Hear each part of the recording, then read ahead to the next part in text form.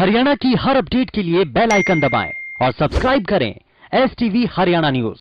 नमस्कार, आपके साथ मैं अनामिका अजय मिश्रा। आप देख रहे हैं हरियाणा की आवाज, वो मंच जहां हम उठाते हैं आपसे जुड़े हुए मुद्दों को, लेते हैं आपकी राय और बनते हैं आपकी आवाज।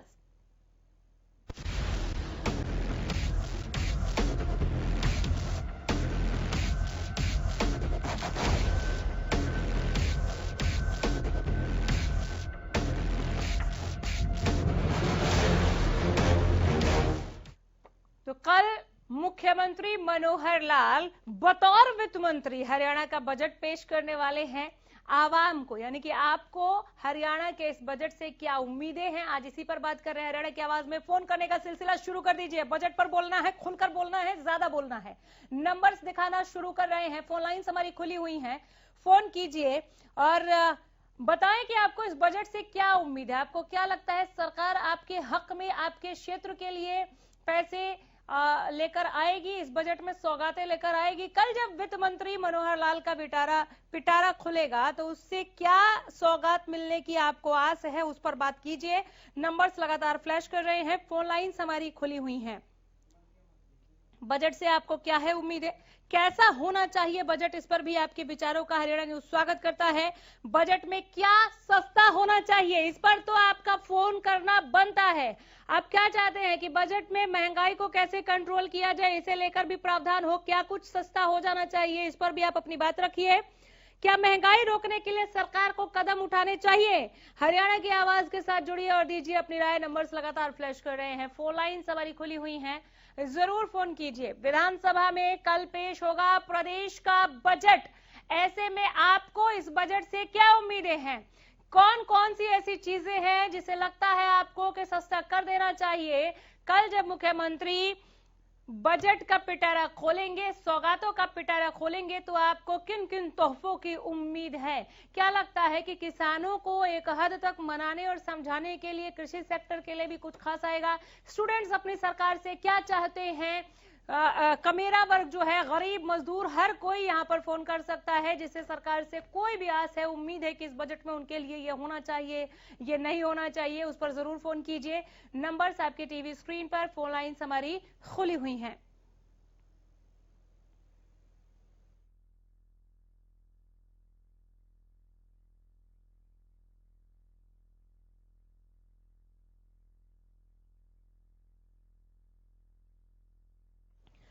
झज्जर से हमारे संवाददाता रमाकांत मित्तल जुड़ गए हैं, अनूप कुंडू हिसार से जुड़े हैं। उम्मीदों वाला ये बजट रहेगा क्या, और क्या उम्मीद है आवाम को अपनी सरकार से, इसे लेकर ये बात करेंगे। रमाकांत के पास मैं सबसे पहले जाऊंगी। मैं देख रही हूँ आपके पीछे कुछ युवा नजर आ रहे हैं, क्या उम्मीद है इनको इस बजट से? बिल्कुल, आम हो या खास हो, कहीं ना कहीं जो कल आम बजट आएगा उससे आम लोगों को काफी उम्मीदें हैं। हमारे साथ कुछ युवा हैं, मैं उनसे आपकी बात कराता हूं। जनाब, कल आम बजट पेश होगा, क्या उम्मीदें हैं आप लोगों को उससे? देखिए, हम तो ये उम्मीद करते हैं कि सबसे आज हरियाणा बेरोजगारी में नंबर 1 पर हो गया है। सबसे बड़ा मुद्दा बेरोजगारी का है। दूसरा हमारा जो किसानों का है, उसमें ये हो गया है भाई, एक तो जो यूरिया का कट्टा है तो उसका वेट तो कम हो गया है, दाम बढ़ गए हैं, और जो उन्नत किस्म के जो बीज हैं उन पर सब्सिडी मिलनी चाहिए। बिजली के दाम भी बढ़ा दिए हैं, बिजली पर भी सब्सिडी मिलनी चाहिए। और जो रोजमर्रा की चीजें हैं, जैसे डीजल से ही चलता है सारा काम किसानों का, तो डीजल 100 से पार कर दिया है, मतलब तो डीजल पे भी मतलब सब डीजल के रेट कम होने चाहिए, डीजल के, पेट्रोल के। और जो गैस है, गैस सिलेंडर है, रोजमर्रा की चीजें हैं, उस पे भी दाम बढ़े हैं, तो उसके भी दाम कम होने चाहिए। ये हम इससे उम्मीद करते हैं। आम बजट से आम लोगों को कितनी उम्मीदें हैं जनाब? देखिए, रोजगार सबसे अहम मुद्दा है, और उसके साथ साथ हम चाहते हैं कि शिक्षा और स्वास्थ्य के लिए सरकार कोई घोषणा करे। कोई अच्छा मेडिकल कॉलेज है वो इस क्षेत्र में दे, या कोई अच्छा शिक्षण संस्थान है वो इस क्षेत्र में दे, क्योंकि हमारे यहाँ पे एक शिक्षण संस्थान है जिससे टीचर है वो निकाले जाते हैं, उसको लेकर भी आज तक मुद्दा नहीं सुलझा है। पैसा भी है लेकिन उसकी बिल्डिंग भी नहीं बनी है। तो शिक्षा स्वास्थ्य को लेकर, और सर बिजली की सब्सिडी है वो भी घटा दी गई है। तो जो एक मिडिल क्लास है, टैक्स का भी थोड़ा सा सोच रहे हैं कि टैक्स स्लैब में थोड़ी सी रियायत दें। और एज ए मिडिल क्लास में बात करूं तो जो अन्य बिजली की सब्सिडी थी उस पर थोड़ा सा है सरकार सोचे। हाउस टैक्स को अगर थोड़ा सा सरकार कम करे तो ये सारी चीजें सर हम चाहते हैं। आप शायद पढ़ाई करते हैं, आम बजट से कितनी उम्मीद है आप लोगों को? सर उम्मीद तो ना के बराबर हैं, लेकिन हम तो यही मांग करना चाहेंगे सरकार से कि ना के बराबर है। क्यों? क्योंकि हर साल सरकार आंकड़े तो पेश करती है बजट में, लेकिन जो ग्राउंड पे जो अगर रिपोर्ट की अगर देखें तो शिक्षा का लगातार हर वर्ष जो बजट है वो कम होता जा रहा है। शिक्षण संस्थान है वो लगातार बंद होते जा रहे हैं। शिक्षण संस्थानों में अगर अध्यापकों की बात करें ना तो अध्यापक मिलते हैं और जो हैं उनको भी लगातार हटाया जा रहा है। तो हम तो ये सरकार से मांग करना चाहेंगे कि शिक्षा और बेरोजगारी पे, जो मैं एक युवा होने के नाते बेरोजगारी पे भी सरकार से कहना चाहता हूँ कि ज्यादा से ज्यादा युवाओं को रोजगार के अवसर प्रदान।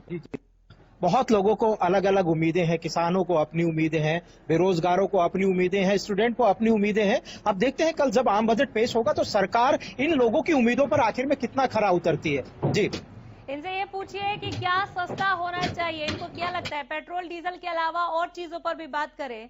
जहां तक मैं समझ पा रही हूँ आप किसान भाइयों के बीच में खड़े हैं। कृषि सेस के लिए पेट्रोल डीजल से 6.5 रुपए देने की बात सरकार कर रही है। हो सकता है कि बजट में इसकी घोषणा भी कर दे मुख्यमंत्री। काफी है इनके लिए अगर कृषि के लिए ये 6.5 रुपए दिए जा रहे हैं तो? जी, अगर आप किसानों की बात लगातार कर रहे हैं तो किसानों के लिए जो 6.5 रुपए की सब्सिडी की जो बात कर रही है सरकार, क्या काफी है आप लोगों के लिए? 6.5 रुपए से क्या होता है सर? 6.5 रुपए से तो कुछ भी नहीं होता।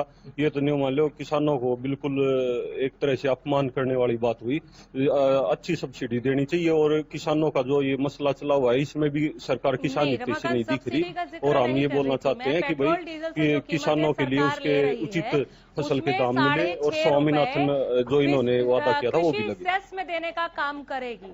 6.5 रुपए प्रति लीटर के हिसाब से वो कृषि सेस में देने का काम करेगी, पेट्रोल और डीजल दोनों का मिलाकर। तो इससे कृषि सेक्टर पर एक अच्छा प्रभाव देख रहे हैं क्या?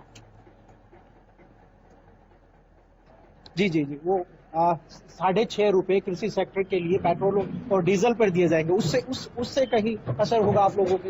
अगर 6.5 रुपए की अगर जो मौजूदा हालात में अगर सब्सिडी अगर राज्य सरकार कटौती करती है तो सर असर करने वाला तो होगा ही, लेकिन कीमतें और भी ज्यादा हैं। अगर थोड़ा सा इस बाबत सरकार और ज्यादा, अभी घोषणा नहीं हुई है, हो सकता है कल इस चीज के ऐलान करे तो उससे किसानों के बीच में क्या चीजें काफी बजट है वो कम हो जाएगा 6.5 रुपए अगर राज्य सरकार, क्योंकि अन्य राज्य सरकारों ने कई किया है देश में। अगर हरियाणा सरकार भी ये कदम उठाती है तो किसानों के लिए तो कम से कम बहुत अच्छा होने वाला है, किसानों के लिए भी और सर मिडिल क्लास के लिए भी काफी महंगा होने वाला है, क्योंकि 6.5 रुपए की कटौती अगर होगी तो काफी ज्यादा राहत है वो मिल सकती है। पेट्रोल और डीजल के अलावा क्या उम्मीदें हैं कि और क्या चीजें ऐसी कम? भरसक ये कोशिश होगी कि वो बजट में, बजट नाम की तश्तरी में वो ऐसी कुछ सौगातें किसानों के आगे पेश कर दे, प्रस्तुत कर दे, जिससे कि 3 कृषि कानून पर इनका गुस्सा कम हो और ये सरकार को सुनने के लिए राजी हो जाएं। क्या होंगे राजी?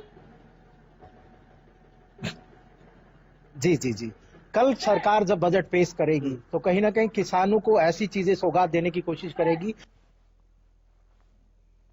क्या वो गुस्सा या कोई जो चीजें है वो कम होगी आप लोगों की? सर देखिए, अगर सरकार अगर हमारे बारे में सोचती है, सरकार को चुनते ही हम लोग हैं, प्रजातंत्र में विरोध भी करते हैं। अगर बुरे फैसले लेती है विरोध भी होगा, अच्छे फैसले लेती है तो सरकार की तारीफ भी होगी, ये तो जाहिर सी बात है सर। कल आप लोगों के लिए कोई घोषणा होती है तो जो गुस्सा है जो लगातार 107 या 108 दिन है उस पर कहीं कम होगा आप लोगों का? देखिए, ये अलग मुद्दा है, वो अलग मुद्दा है और सरकार इन तीनों काले कानूनों को वापस ले वो अलग बात है, क्योंकि ये तो हमारी सीधी सीधी जमीन की लड़ाई है। अगर ये कम हो जाएंगे तो अगर हमारी जमीन ही नहीं बचेगी तो हम किससे वो करेंगे? मतलब लेकर भी मैं चाहूंगी कि आप बात करें। किसानों पर हमने बहुत अच्छी बात की यहाँ पर। अनुप कुंडू हमारे साथ हिसार से जुड़े हैं। अनुप, आपके साथ भी मैं कुछ युवाओं को देख पा रही हूँ। बजट से इन्हें क्या उम्मीदें हैं? क्या चीजें सस्ती चाहते हैं, क्या नई चीजें चाह रहे हैं? अगर ये छात्र हैं तो शिक्षा के क्षेत्र में कुछ उम्मीद करते हैं सरकार से। अगर ये युवा हैं जो रोजगार के लिए आगे आए हैं कि उन्हें जॉब मिले, तो रोजगार को लेकर कुछ चाह रहे हैं क्या? जिनके साथ आप खड़े हैं उनसे उन्हीं से जुड़े मसलों पर बात करके पहुंचाएं हम तक। बिल्कुल अनामिका जी, यहाँ पर कुछ युवा हमारे साथ जुड़े हैं और ये खास करके ऐसे युवा हैं जो छोटा मोटा अपना काम भी चला रहे हैं। कोई दुकानदार है तो उससे, और आप छोटे दुकानदारों को देखो जी, हमें बजट से कोई उम्मीद नहीं है। इस सरकार ने 6 सालों में पहले जीएसटी लगाई, जीएसटी में मारे गए लोग, फिर अलग अलग तरह के कानून बनाए गए, मजदूर है, किसान है, व्यापारी वर्ग है, सब मारे गए हैं। इस सरकार में किसी को कोई राहत नहीं मिल रही है और अब आए दिन क्या राहत चाहिए आपको? बढ़ोतरी हो रही है। पूछिए, क्या राहत हर चाहिए? चीज के ऊपर, कभी तेल के क्या ऊपर, कभी राहत गैस चाहिए? सिलेंडर के ऊपर।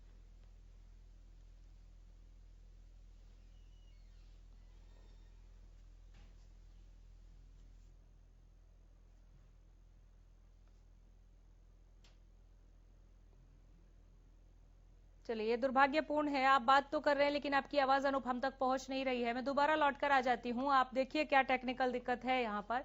एक पंक्ति भी हम नहीं सुन पाए जिनसे आप बात कर रहे थे। रमा, मैं आपके पास लौट रही हूँ। रमाकांत, आप बताएं जरा, अगर आप बात कर सके, कृषि सेक्टर को लेकर हमने बात की, छात्रों के लिहाज से, चिकित्सा स्वास्थ्य विभाग के लिहाज से, या फिर किसी भी ऐसे सेक्टर में जिसे चाहते हैं कि यहाँ पे ये तब्दीलियां हो, ये बदलाव हो, सरकार को इधर भी नजरें इनायत करनी चाहिए, उस पर क्या उम्मीद है सरकार से? बात करें।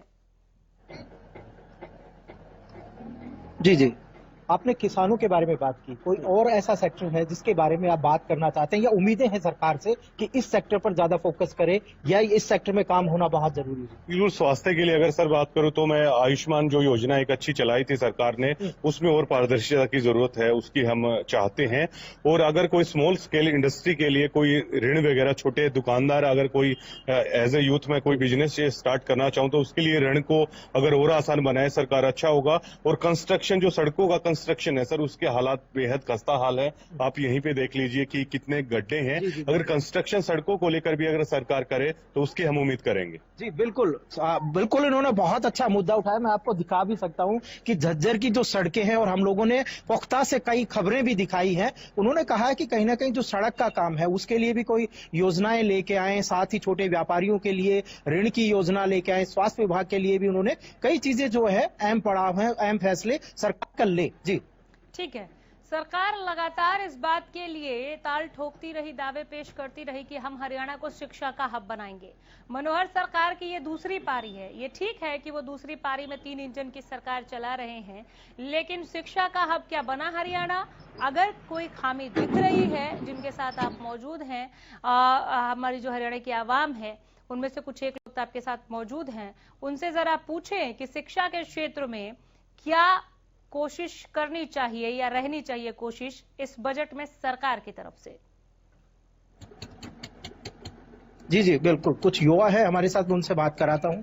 शिक्षा के क्षेत्र में सरकार को क्या ऐसी चीजें हैं जो करनी चाहिए और कहाँ कमियां हैं आपको लगता है? हालांकि जो सरकार है वो लगातार कहती है कि हमने शिक्षा पे बहुत और बेहतर काम किया है, आपको कहाँ लगता है कि यहाँ काम करना चाहिए?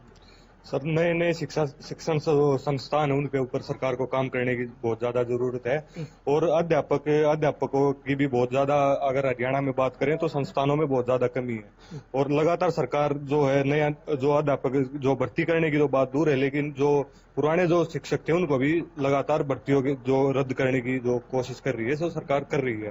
पीटीआई टीचर लगा लो, चाहे संस्कृत के लगा लो या और भी लगा लो, तो लगातार सरकार उनको उनके नौकरियों को हटा रही है। तो इससे युवाओं के जो भविष्य के ऊपर बहुत ज्यादा प्रभाव पड़ रहा है। और शिक्षण संस्थानों में अगर बजट के ऊपर बात करें तो जो सरकार जो संशोधित जो आंकड़ा दोबारा से जो बजट के ऊपर पेश करता है, जो करते हैं, वे आंकड़े भी पूरे नहीं हो पाते हैं, ना ही बजट के ऊपर पूरा शिक्षा के ऊपर खर्चा हो। बहुत बहुत बड़ा मुद्दा इन लोगों ने बताया कि जो शिक्षण संस्थान है उसमें कहीं ना कहीं टीचरों की कमी है। साथ ही उन्होंने बताया कि जो स्कूल हैं या कॉलेज हैं उनकी भी मरम्मत होनी चाहिए। साथ ही जो बजट में जो बातें कही जाती है उसको भी अमली जामा वो ग्राउंड पर नहीं उतारा जाता। जी रमाकांत, कुछ एक और चेहरों के आगे अगर आप माइक घुमा सके, चूंकि मैंने देखा है कि इन्होंने रोजगार तक का जिक्र किया। प्राइवेट सेक्टर में 75% का आरक्षण देने के बाद भी मुझे खिलखिलाते हुए चेहरे नहीं दिख रहे हैं। बिल्कुल बिल्कुल, अब तो सरकार ने 75% जो आरक्षण की बात कही है, उसके बाद भी युवाओं का चेहरा क्यों नहीं खिल रहा? क्या 75% आरक्षण है? ये सिर्फ कागजों की बात है, आरक्षण तो कहीं भी नहीं है। ये 75% बोलता है कि हर सेक्टर में आप चले जाओ कहीं भी 8 से 10 हजार की नौकरी हमारे को मिल जाएगी। कोई बात नहीं, जो अपर क्लास की नौकरी वो तो सब बाहर गए हैं सब। ये हमारे अब तो आ गए हैं ना, वो कर रहे हैं सरकार धीरे धीरे के कई साल लग जाएंगे जी। इनकी सरकार आओगी, अगली सरकार आओगी, ये बात करते हैं। शिक्षा के क्षेत्र में बात कर लो, हमारे स्कूल में 20 प्राइवेट सेक्टर के जगह है, उन्हें रिपोर्ट सौंपनी होगी 75% आरक्षण को लेकर। खुश है ये? जी जी, 3 महीने के अंदर अंदर ये सारी चीजें इम्प्लीमेंट हो जाएगी। जब आप उस चीज के प्राइवेट में, तो क्या उस चीज से खुश है आप लोग? देखो कर देंगे तो इनका भला होगा, जो भी है वो आगे आने वाली बात है ये तो। जी जी जी, हाँ बताइए। सर, प्राइवेट सेक्टर की अगर आपने बात की तो उसमें कहा गया है कि जो अनस्किल्ड जो युवा हैं उनके लिए, मान लो किसी युवा के पास हायर डिग्री है, बीटेक है या अन्य टेक्निकल कोर्स है, तो उसमें तो है नहीं है, और फिर अनस्किल्ड के लिए है तो उसमें 8 घंटे की ड्यूटी है, तो 12 घंटे तो कोरोना में गवर्नमेंट ने रूल ही पास कर दिया। अब 12 घंटे के लिए अगर अनस्किल्ड आदमी को आप या 10 से 12-15 हजार रुपए में करेंगे तो वैसे भी उसका घर नहीं चलेगा। तो उसको लेकर भी हम ये चाहते हैं कि जो टेक्निकल कोर्स जिन लोगों ने किया हुआ उसमें भी कुछ सरकार अगर तो शेड घोटाला को लेकर वो जैसे ये है कि अगर प्राइवेट स्किल्ड सेक्टर अगर में जो कुशल 50,000 कर्मचारी रुपए उनके लिए भी से अगर ये कर लेकर दे उसके तो नीचे सुहागा तक की और सैलरी ऑपरेशन मिलेगी निर्मला इस आरक्षण सीतारमण के ने तहत। बड़ा झटका आपके दे दिया काम कि पे डिपेंड करेगा वो, तो ये केवल 10-12 हजार की नौकरी नहीं है, बल्कि मैक्सिमम 50,000 तक की जॉब मिल सकती है। कह रहे हैं कि आप लोगों में जितना स्किल्ड है, जितनी कैपेबिलिटी है, उस हिसाब से रोजगार मिलेगा। यहाँ क्राइटेरिया कहीं भी फिक्स नहीं किया गया। ये आपको शायद जानकारी गलत है। सर 50,000 रुपए तक और अनस्किल्ड के लिए सरकार ने कहा है। और आपने निर्मला सीतारमण का स्टेटमेंट सुना हो हाँ। तो उन्होंने कहा है कि ये तो लागू ही नहीं किया जा सकता। उन्होंने खुद सवालिया निशान लगा दिए। तो आप ये बताइए कि पब्लिक है ये सब जानती है। रमाकांत, निर्मला सीतारमण ने बिल्कुल कहा है कि हरियाणा में प्राइवेट सेक्टर में 75% आरक्षण समझ से परे। हालांकि जब वापस नहीं लिया गया सरकार की तरफ से। बहरहाल बहुत बात हो गई, हम बजट पे आ जाते हैं, वापस आ जाते हैं बजट पे। बिल्कुल हरियाणा का बिल्कुल बजट पे वापस आ जाते हैं। महंगाई को रोकने के लिए क्या कदम उठाने चाहिए सरकार को, पूछे। महंगाई को रोकने के लिए सरकार को क्या कदम उठाने चाहिए ताकि महंगाई को कंट्रोल किया जा सके? सर, महंगाई के करने के लिए सबसे पहले तो ये देखिए, कोरोना में इंडस्ट्री को हमें एक बूम देना होगा, शिक्षा स्वास्थ्य को, किसानों के लिए बूम देना होगा। और हरियाणा है ज्यादातर किसानी पे आधारित प्रदेश है। हालांकि अब इंडस्ट्री भी आई है, लेकिन किसानों पे खास तौर से ध्यान देना होगा। और कोरोना के बाद कुछ न कुछ टैक्स स्लैब है वो घटाने होंगे। और ऋण प्रोवाइड है, जो कुशल जो उद्यमी है उनके लिए है, नए अवसर है हरियाणा में खोले जाएंगे। तो महंगाई पर काबू है वो पाया जाएगा। और गवर्नमेंट को लगातार काम करना होगा सर, लगातार काम करना होगा, क्योंकि हम मानते हैं कोरोना के बाद कहीं ना कहीं है, लेकिन लगातार काम करना होगा। और एक हरियाणा सरकार के ऊपर जो कर्ज है वो काफी ज्यादा हो गया, वो 1.5 लाख करोड़ से ऊपर का हो गया है। तो हरियाणा सरकार का जो जीएसटी है वो सेंटर काट के देती है, तो उसमें से इतना इनके पास कुछ है भी नहीं। लेकिन लगातार है, जो स्किल्ड जो प्रोफेशनलिस्ट है उनसे बात करके लगातार काम करना होगा। एक दिन में तो होगी नहीं, लेकिन लगातार काम करना होगा सर। जी जी बिल्कुल, बहुत बड़ी बात है कि लगातार अगर हरियाणा सरकार काम करेगी तो कहीं ना कहीं आने वाले समय में हरियाणा के जो हालात है वो सुधरेंगे। बहुत अच्छे जानकार जान पड़ते हैं जिनसे अभी आप बात कर रहे हैं। कुछ और चेहरों के आगे आप जरूर माइक घुमाएं, क्योंकि इन्होंने कहा कि अगर चाहती है सरकार की सब कुछ अच्छा चले, अर्थव्यवस्था को ढर्रे पर लाया जाए, तो नई इंडस्ट्रीज को बूस्ट करना होगा। नई इंडस्ट्रीज को बूस्ट करने के लिए जो इन्होंने एक बात कही, तो एमएसएमई पर मेरा ध्यान गया। आप पूछिए एमएसएमई सेक्टर में इस बजट में कुछ उम्मीदें हैं क्या लोगों को? सरल कर देती हूं मैं, लोगों को आसानी से समझ में आएगा कि लघु एवं कुटीर उद्योग के लिए भी सरकार को कुछ इसमें लेकर आना चाहिए खास।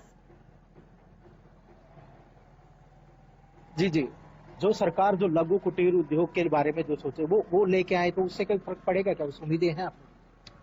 देखिए, पहले नोटबंदी और फिर कोरोना काल ने जो अपने लघु उद्योग थे, छोटे इंडस्ट्रियल थे, उनकी कमर तोड़ने का काम किया। और अभी कल देखते हैं कि सरकार आम बजट में क्या करती है। लघु उद्योग होंगे तो ये स्वाभाविक बात है कि हमारे गांव में खुशहाली आएगी।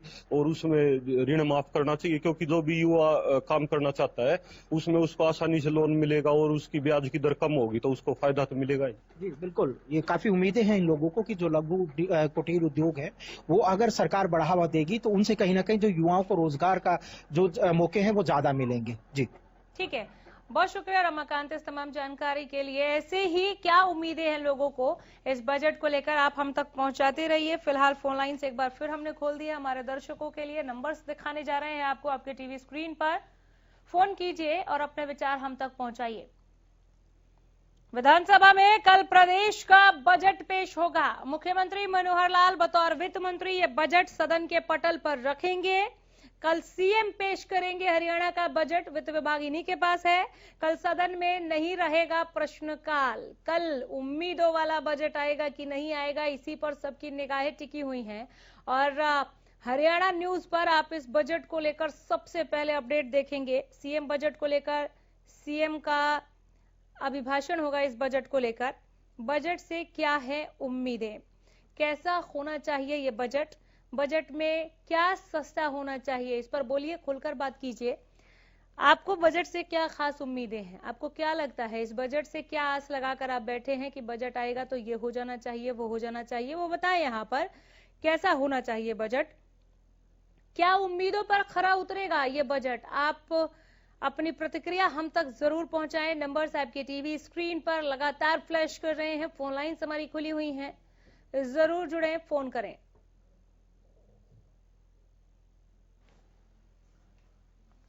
हरियाणा की आवाज में दीजिए अपनी राय।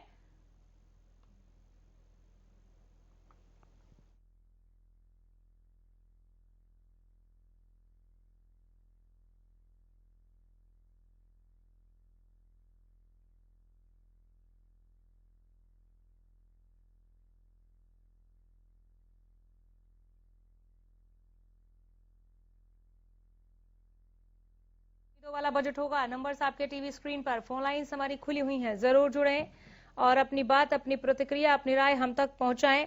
बजट से आपको क्या खास उम्मीदें हैं, आप जिस सेक्टर से भी ताल्लुक रखते हैं, छोटे दुकानदार हैं, लघु कुटीर उद्योग चला रहे हैं तो भी फोन करें, पेट्रोल डीजल के सस्ता होने को लेकर फोन करें, महंगाई पर कंट्रोल के लिए सरकार से क्या चाह रहे हैं उसके लिए फोन करें, शिक्षा के क्षेत्र में, स्वास्थ्य के क्षेत्र में आप किन आयामों को छूना चाह रहे हैं, आप किस दिशा में इन सेक्टर्स को लेकर अग्रसर होना चाह रहे हैं उस पर फोन करें कि सरकार के लिए क्या कोशिशें होनी चाहिए, क्या उम्मीदों पर खरा उतरेगा बजट, क्या महंगाई रोकने के लिए सरकार को कदम उठाने चाहिए।